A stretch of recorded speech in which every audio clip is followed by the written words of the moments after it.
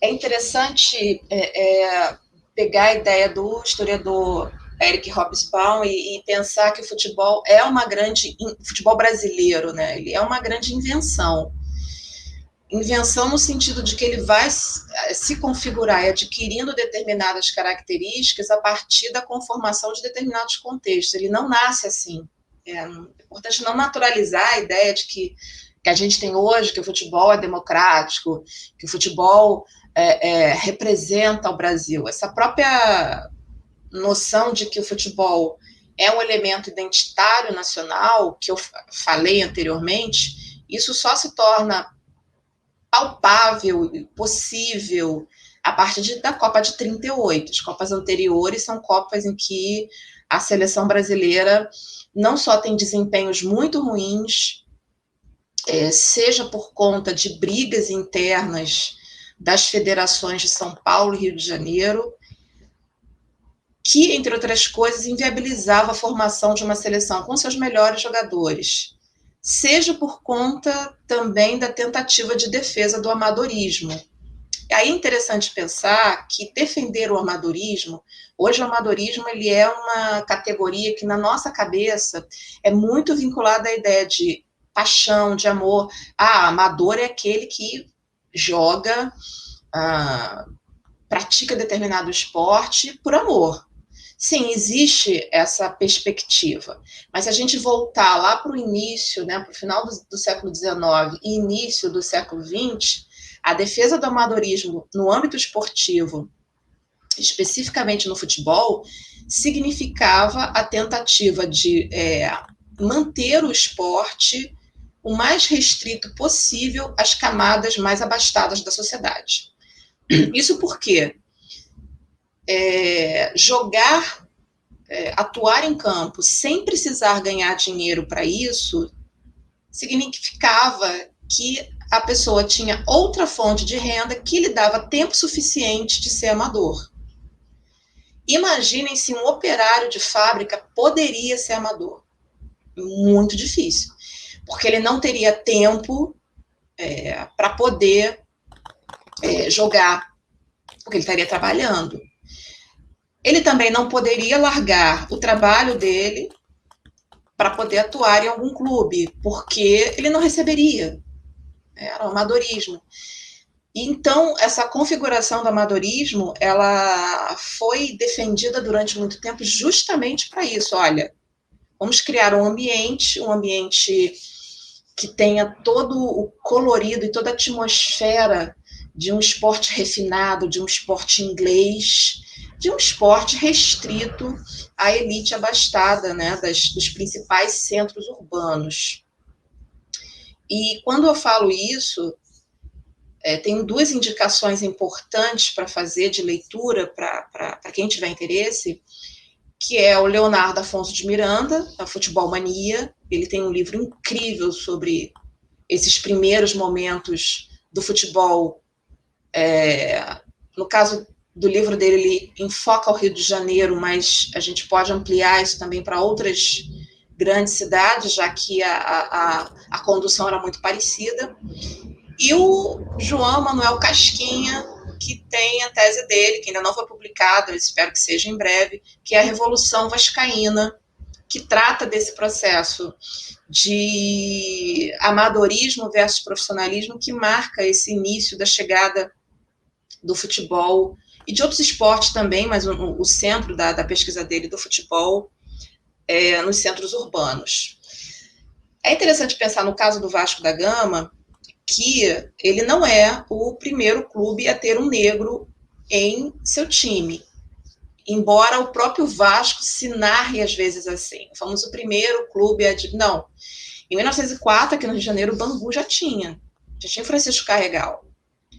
Eu estava vendo o jogo da Ponte, um dia desse, Ponte Preta também reivindica para si, já em 1902, ele ter um jogador negro em seu time.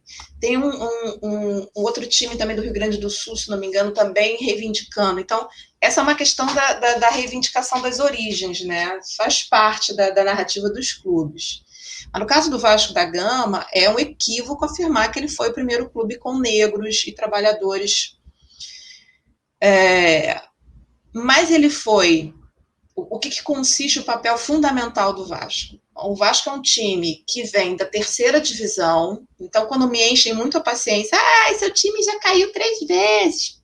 Leta, mas eu vim da terceira, minha história está marcada por ascensão de divisões. Então, o Vasco começa na terceira divisão, um clube de São Cristóvão, um subúrbio, mas um subúrbio central, um lugar central no Rio de Janeiro, né, o bairro Imperial, mas um bairro já operário, e que vai galgando lugares. Da terceira sobe para a segunda, e da segunda sobe para a primeira divisão. Até então, né, a principal federação de futebol do Rio não estava incomodada com isso. Deixa, não vai acontecer nada, nunca vão ganhar nada. Ganha a terceira, ganha a segunda, deixa jogar na primeira.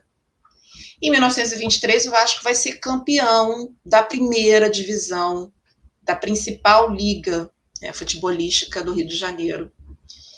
Aí, essa liga, né, formada por indivíduos que tinham essa mentalidade de manutenção do futebol como espaço de elite, que eram defensores do amadorismo, essa liga fica alvoroçada. E agora? Foi campeão. E foi campeão como? Foi campeão com um time formado por negros, pobres, operários, analfabetos, ou seja, toda parcela da população que era indesejada por essa liga principal de futebol do Rio de Janeiro. Uma das soluções que a liga encontra é fazer uma série de exigências para o Vasco continuar na primeira divisão. Exigências impossíveis de serem mantidas sem que o Vasco abdicasse daquele time. Imposições do tipo: jogadores têm que mostrar que sabem ler, têm que assinar o nome completo. Cheio de jogadores analfabetos, isso não ia acontecer. Os jogadores não podem ter vinculação com trabalhos braçais. Não pode haver jogadores negros. Enfim, uma série de exigências. E o que na época o Vasco faz? Ele diz: não, eu não vou aceitar nenhum tipo dessas exigências, porque a gente tem um time que lota estádios, a gente tem um time vencedor, e aí é interessante pensar que também já está no momento do futebol em que a renda vinda das arquibancadas já é importante, já faz diferença, e o Vasco era um grande arrecadador de público nos jogos que fazia, em grande medida porque tinha um time que tinha um desempenho atlético melhor que os outros, porque tinha mais tempo de treinar, porque ganhava um dinheirinho por fora, enfim. Porque o que pautava a escolha do time era se eram capazes de ganhar ou não.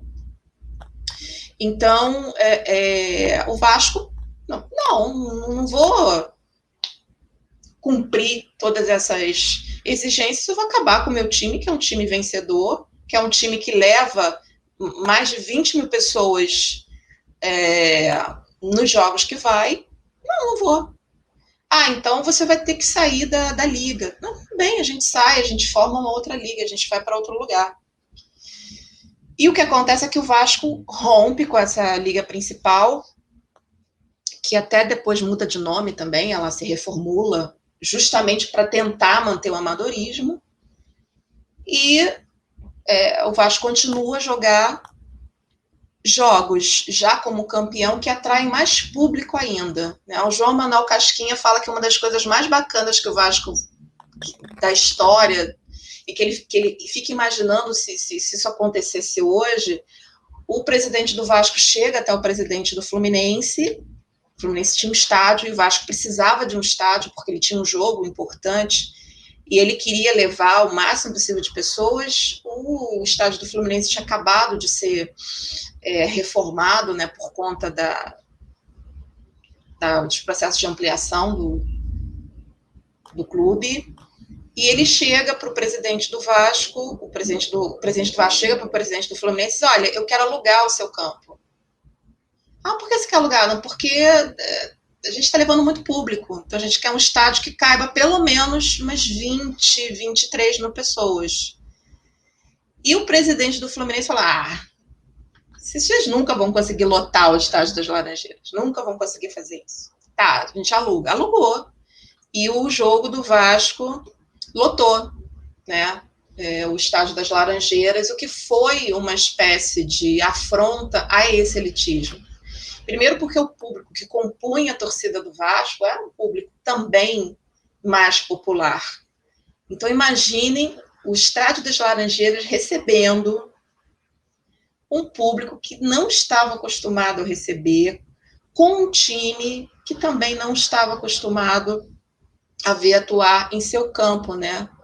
Então, o papel preponderante do Vasco foi, enquanto um clube que tinha acabado de ser campeão, manter o seu posicionamento no sentido de, em relação à sua formação,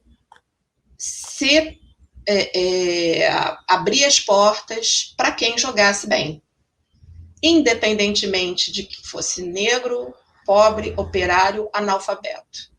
Então, a postura do Vasco foi uma postura de um clube que já estava, de algum modo, pensando que futebol precisa ser profissional. Não tem como continuar a ser amador. E para terminar, é uma história longuíssima, né? Então, eu indico novamente a tese do João Malaya, que fala muito bem sobre esse momento, mas acho importante pensar nesse processo de democratização do futebol no Brasil, o papel dos clubes de subúrbio, que especificamente no caso do Rio de Janeiro foi muito importante. Clubes de subúrbio que aceitavam negros e pobres, operários, que se também não aceitassem, eles não teriam ninguém. Mas eram clubes mais permissivos, né, mais abertos à participação, a uma participação mais democrática.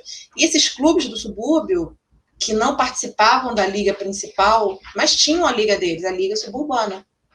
Dessa liga suburbana surgiram clubes como Engenho de Dentro, que foi um clube Andaraí, clubes de formação operária, clubes que tinham uma composição diferente, tão diferente que grande parte dos jogadores do Vasco de 23, o Vasco vai buscar nesses clubes de subúrbio. Então, o tecido da época e do embate de profissionalismo versus amadorismo foi bastante complexo, envolve uma série de questões, mas a participação do Vasco teve uma importância assim, bem grande mesmo, por ter bancado, né, enquanto clube, o profissionalismo.